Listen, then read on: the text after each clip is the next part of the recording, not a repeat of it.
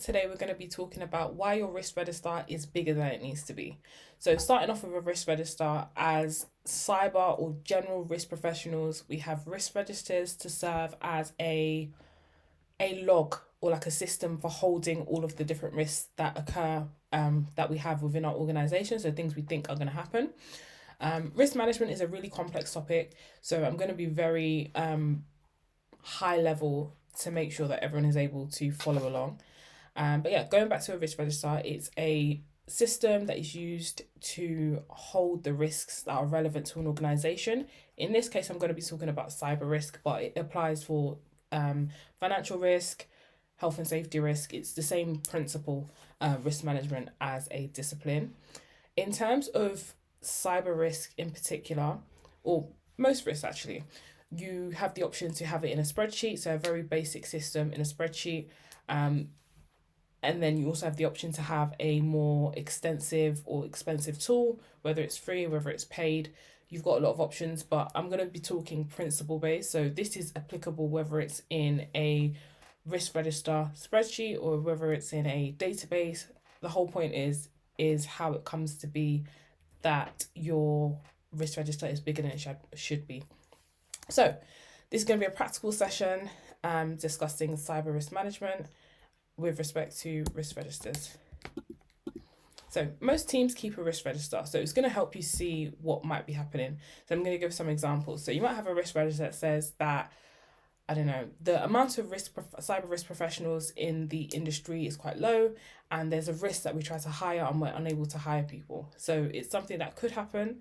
Has it happened yet? No, but we're just kind of bringing it to the forefront of our minds so that we can start planning towards it. That's the whole purpose of it. Alternatively, there might be a risk of, let's say, phishing or being hacked or something like that, or social engineering. And then as controls, you can decide control is something that reduces the impact of the risk. So either reduces it to zero or significantly reduces it, so the likelihood of it occurring is very, very low. So you might decide that to reduce the chances of phishing or social engineering, we're going to implement annual training or training every quarter or training every 6 months, as an example. So it's just a way of having a look at the potential risks and then planning around how we can mitigate those risks or treat those risks. So the risk treatment options being to transfer, accept, mitigate, avoid. The risk register starts with good intent. So you might decide, okay, let's start a risk register so we can be aware of the various risks and challenges that might interrupt our organization. That's brilliant. But then as you start the process of documenting risks, you might go too far to one side. So for example, the threshold for raising a risk becomes so low. So, there's a chance that there's a tornado, but you don't live in an area that is susceptible to tornadoes or the risk of hailstorms. So you become so granular that you don't have the resources to adequately tackle each of the risks that you've raised. So that's one side. And then there might be a lack of understanding around, depending on the organization, there might be a lack of understanding of the type of what qualifies the risk in the first place. So some people might put risk, or they might call it a risk, but it might be something that's already happened, in which case it's not a risk, it's actually an issue. So culturally, there might be a bit of learning in terms of what actually qualifies a risk to go into the risk register. So again, starting off with good intent, but then by the time multiple people from multiple backgrounds, multiple understandings or various understandings of risk management as a discipline, there might be some deviation in that as well. And then another point I make is that sometimes as you go through the risk register over time, as you have different authors, or let's say there's no streamlined process into the risk register. So let's say you have an organization where anyone can place a risk in a risk register and there's no conversation internally before that happens. It might happen that, let's say, someone in the finance department finds something and then someone in the marketing department finds something, and then they've both put the same thing into the risk register with different words. So rather than having, let's say, 12 risks, you have 14 risks, but you could actually narrow it down as an example. So it's things like this that lead to the risk register becoming what I call bloated.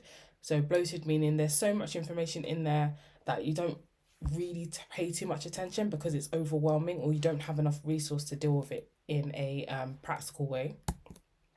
So this is what I just said. The risk register becomes too noisy. So when it becomes noisy, it means that there are duplicates, there are issues, there are actions. It becomes almost a dumping ground for risk-ish things. So risk themed things, like it seems like a risk, or sometimes it's a exercise where people just want to get something off their plate. They want to say they raised something to the security team, so they just fling it over the fence so that it's not something they have to deal with personally, and it becomes a problem of the security team. So almost a game of hot potato. No one wants to deal with it, so just throw it over the fence and hope that the security team are so busy that they don't have time to come through or come back to challenge. And then another thing is old risks. Sometimes you have a time bound risk. So, for example, let me try and think of a recent event. Let's say there is a risk that over the Christmas period, there is an outage and, people are out of office or whatever it is. That's an annually recurring one, but it's still quite time bound. So by the time you get to the end of the Christmas holiday period, for example, that risk has actually dissipated, but it might still be living in the risk register. So that's something you need to keep on top of in terms of making sure that it's not stale. So people don't look through the risk register, see things are out of date, and just decide that it's not a credible document. Going back to this, actually, sometimes in some organizations there are multiple risk registers. Sometimes for good reason, because especially if you are using spreadsheets, it's often not a good idea to give everyone access to everything. The ultra high risk or high impact risks it would be beneficial to keep them separately. That's where a tool can help because there's access control within most tools. But yeah, sometimes there are multiple risk registers that have duplicates across each of them. And in terms of when you're reporting up to C-suite or reporting up to the board, if you've got multiple risk registers with multiple orders, it becomes very challenging reporting in an accurate way. You always want to aim for a single source of truth when it comes to reporting. So you don't want to have to use 12 or 15 different sources. You want to have one source in an ideal world, or 1 to 2. So what this looks like, the same risk appearing many times. So imagine you have multiple authors. If you're to ask 10 people to write the same thing, they're going to write it in 10 different ways. So you have a risk register that is repetitive. It's got a lot of same-ish issues, or same-ish risks, for example. So in terms of messaging, it becomes a bit diluted.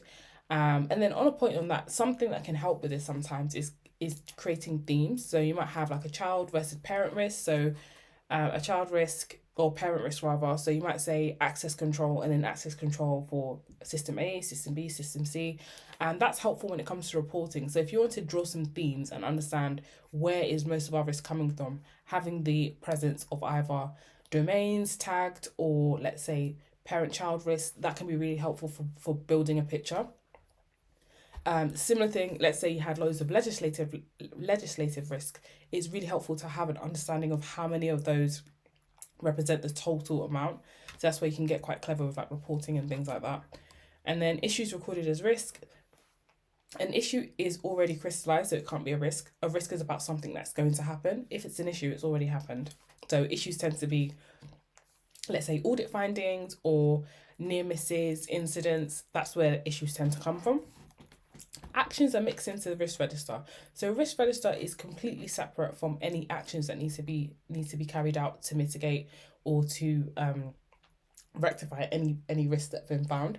So actions are not, it's not appropriate to leave actions within the risk register. And then closed risks never leave the active view. So not saying that you should delete an inactive risk, but archive it or retire it in a suitable way so you're able to filter them out. It's good to keep it for history, but day to day you don't need to see it. Bloated versus useful.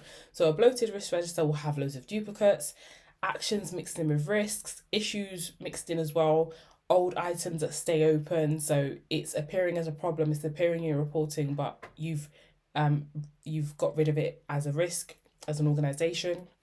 And then no clear decision. For each risk, there should be an agreed treatment plan. So whether it's to transfer, accept, mitigate, avoid, it should be clear what the course of action is from looking at the risk register. So useful, clear risk statement. So in a few words, what is the issue? What's the risk? What is it related to? And who is the owner. That's another thing. Ownership is very important. It's not acceptable to have a risk that is owned by someone that is one, there needs to be an owner, and two, there needs to be a suitable owner. So there needs to be someone that is responsible, and they have enough, I guess, seniority within the business in order to deal with it.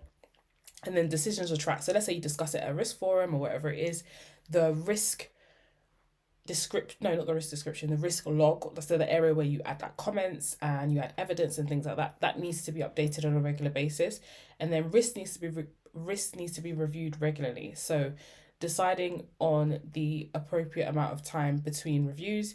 So if it's a really high risk one, that requires weekly, monthly updates or reviews. If it's something that's far less high risk, then it can be less, but you must be reviewing it on a regular basis to make sure that it's not stale, because sometimes you raise a risk and then after some time there's some other actions within the business that could sometimes resolve it, so you need to make sure you're keeping on top of that. And then a big register can hide real risk. So if everything in a risk register is marked as high and there's a high volume of actions in there, of risks in there, especially if you don't have a big team, it can be very problematic because you're not going to have time to give each risk enough attention. I'm not going to sit here and give a rule of thumb for the amount of risk it should be in a risk register because it's very specific to an organization. At best, I'd say at best, if you've got a large amount of risks and you're struggling to keep up with it, and let's say you have a reasonably sized team, so let's say 3 to 4 people, consider splitting them up into batches so that, let's say in a month or in a 2-month period, there's someone to go through each of the risks with the appropriate risk owner, because the risk owners are often external to the security team. But just try to be intentional about how you chunk down the risk register so that it's reviewed on a regular basis. And yeah, in most cases you're able to combine risks or merge risks or archive them after a while, but just keep looking at it as it's a working document. And for working documents, especially if, let's say, leadership asks you for something, it's useful to have had looked at it in the last month or couple of months rather than something you haven't looked at in 6 months. But it should be something you're going into multiple times a week, a few times a day. So the question is, how do we reduce the risk register without hiding the real risk? So this next part of the video is going to be about looking at your existing risk register, because I've had exercises where I need to go in and cleanse the risk register, and this is the process I follow really. So my first thing is, it's usually in a spreadsheet. It's either in a spreadsheet or I create an export from whatever system into the spreadsheet. And then as I go through it, I flag a few things. So the first thing I flag is where there are no owners, because if there's no owner, there's no one I can take the completed sheet to and start having conversations with. And then after that, I try to look for things, this is on my first initial scan, so less than an hour, it doesn't take long. And I just look for things that I know are obsolete, and then anything I think is obsolete, I mark it. So imagine a spreadsheet, it's got like, risk ID, name, owner, description, scoring, etc. I create a helper column. So this is going to be on Google Sheets or Excel. I create a helper column and then I go through the list, and then I'll go into like the cleanup model after that. So yeah, first thing is, first comb through, I'm going to look for anything that looks obsolete, and then clarify each of them. You look at it and you say risk, issue, action. So if it's a risk, it's there to stay. If it's an issue, create a separate spreadsheet that you'll eventually move things into as issues. And then action, similar sort of thing, but again, just create 2 separate sheets to sort those through. Okay. After that, combine. So you look through for duplicates, anything that looks either similar or duplicates. Again, in the helper column, let's say risk ID 1 and risk ID 17 look the same. So in risk ID 1, I put 17. And then in risk ID 17, I put 1, just to kind of say there's a relationship between the two of them. And then at the next part of the process, there's the opportunity to speak to someone else and say, do you think these are similar enough for me to merge? That'll be when I'm talking to the risk owner themselves. Sometimes you have the authority to make that decision, sometimes you don't, but you can just start the process off. Then decide. So treat, accept, monitor, or close. Having a look at everything, sometimes you can determine based on what you know of the business or the organization if you're in a position to treat, accept, monitor, or close. So treat will be if the risk score is too high for the company's risk appetite. Accept means it's so low, or let's say it's so low, or there's no resource in order to actually treat it. That can mean accept, or accept means that, yes, it's a risk, but that's part of our business, so we have to go ahead with it.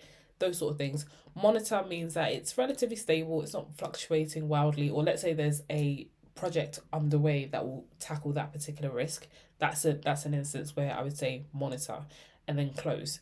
And then or close means that, let's say, it's expired, the time has passed, or it was related to a very specific thing, and the thing has passed without the risk crystallizing. Crystallizing to mean the risk hasn't happened. And then review to keep it current. So in addition to this, I would also have looking at the more reporting side of things, or having the ability to chunk things down into manageable groups of risk, I would go through and I'd add another column that says, I normally say domain, so whether it's identity and access management, or you can use department, just something that you can use to make it easy to group. Or alternatively, if you have a number of risks that are owned by a particular person, you can kind of just either look at risk ownership or something like that to try and make some more manageable sizes of groups for the risks. And by doing that, what you're making it easy to do is send a list to either the department head or the risk owner, whoever it is, and say, I have this list of risk. Can you review it in the next week? And then have a call after that to decide on, does it need to be closed? Can I move it into issues? Can I move it into actions? And by doing it in this way, where you've had a full spreadsheet that you're scrolling through, you're able to just quickly tag, and then you're able to filter. So filter the things that you've dealt with already compared to you using the live system. That's what I've done numerous times over the years, and that's what's been very easy to do in terms of seeing what there is, looking for opportunities to improve. And then I would also say use this as an opportunity to kind of unify the way things are done within the risk register as well. So if you find that the wrong sort of language is used, or if they're titles that don't have, let's say someone says MFA not in use, so multi-factor authentication is not in use, and that's the risk title. To me, that's not enough, because where isn't it in use? Where's you don't have enough information. Whereas if someone says the Microsoft 365 does not have two-factor authentication in place, then instantly, as you look at that, it's so easy to look at that and think, wow, that's a big deal. That's something we need to be dealing with. And then I mentioned reporting earlier. Using domains can be a very good way of building reporting. So you can start off very small. So start off by saying that, let's say Department A has X amount of risks in this domain. That's a great start. Or risk owner Jeff has 12 risks that are open. 5 of them are high, 4 of them are informational, etc., etc. So it's a great way of creating that level of visibility, because let's say as time moves on, if you'd like to, request funding or things like that, the risk register serves as almost like evidence as to, this is how risk has changed over time. This is our current position. These are our risk hotspots. It's all things that will help when it comes to, let's say, investing in a tool, or investing in initiatives to support risk management. So start by sorting the noise. So this is what I mentioned earlier. Risk, something that could happen or cause impact. Issue, it's already happened. Action, a task that someone needs to complete. Cleaning the risk register, so removing the duplicates or overlapping risks. Archive, moving the closed and accepted risks out of the active view. Assignment of ownership or decisions. This is one of the most important things. It is essential for someone to own the risk. It's not acceptable for there to be a risk without any form of ownership. If it's not owned, it's not tracked, there's no accountability. So that's one of the first things you need to do, ensuring that someone owns every single risk, and attach it to your not really joiners, but movers and leavers process. If someone moves organizations, the first thing you should be checking, or moves within the organization, you should be checking, do they own a risk? And if they do, get in contact with them and ask them, you've moved from this position to this position, who needs to take over ownership of this? That's very, very important. And then for leavers as well, if someone is leaving, if you've got advance notice that someone is leaving, you need to work on getting a owner to take over their responsibilities in terms of reporting on all updates on risk. Okay, so give us a scenario. Payment fraud risk appears 5 times. So instead of 5 weak entries, so lack of detail or it's not too clear what's going on or whatever it is, create one clear risk and then combine the previous actions, controls, evidence, even if it means that you go to one, like let's say using the same example. So you've got 3 of them. Let's say it's risk 1, risk 2, risk 3, just for simplicity. Let's say you decide to keep risk 1, fortify risk 1, and then for risk 3, risk 4, risk 2, put in the comment section that you're going to archive it because it's duplicate of 1 and 2, for example. And then that means that it's much simpler and there's also an audit trail. You never want to just delete something. There always needs to be evidence as to, okay, where has it gone in case of audit or anything like that. So never delete anything. It's always better to archive something with a clear narrative in the comments, just to make sure that you're not losing any information and there's always a level of history there, especially if you're combining multiple entries into one. Okay, what to do differently? Check if the risk already exists. So always check that out. And then write the risk in plain English. Depending on your organisation, there might be multiple people going into the risk register and you don't want to, especially if the organisation is not particularly mature, you don't want to almost count people out because they don't understand the very complicated cyber risk terminology. And then also if C-suite need to also have visibility of the risk register, it might not necessarily be a case that they're cyber professionals. So keep it as detailed but plain English as possible. And then, as previously mentioned, separate the actions from the risk. Those should be listed separately. Some tools allow you to attach it to the risk, but if you're using, like, let's say a spreadsheet, just keep it in a separate column. And then add owner and a review date. If you're using a GRC tool, you'll more than likely be able to set a review date and then you'll receive automated emails. If you're not using a GRC tool, just create a calendar invite and let's say it's 3 months, make it recur for the next year or so as an example so you don't miss anything. Okay, same thing. Do not keep endless lists of worries. So I'm just creating like a at-home example. So let's say you're running a home. Don't keep an endless list of worries. Group them into related topics or themes. Decide what needs action and then reduce the list to make sure that there's less mental clutter. Like anything else, we're human beings. With risk registers, if it's overwhelming and there's loads in there, it's less likely that you're going to feel encouraged to deal with it. It's going to be like that cupboard that has all the spare stuff in it. You just close it because you just can't deal with it. In the same way, in the work as the workplace, delegate, split up the tasks, and make sure that that there's an even spread of labor.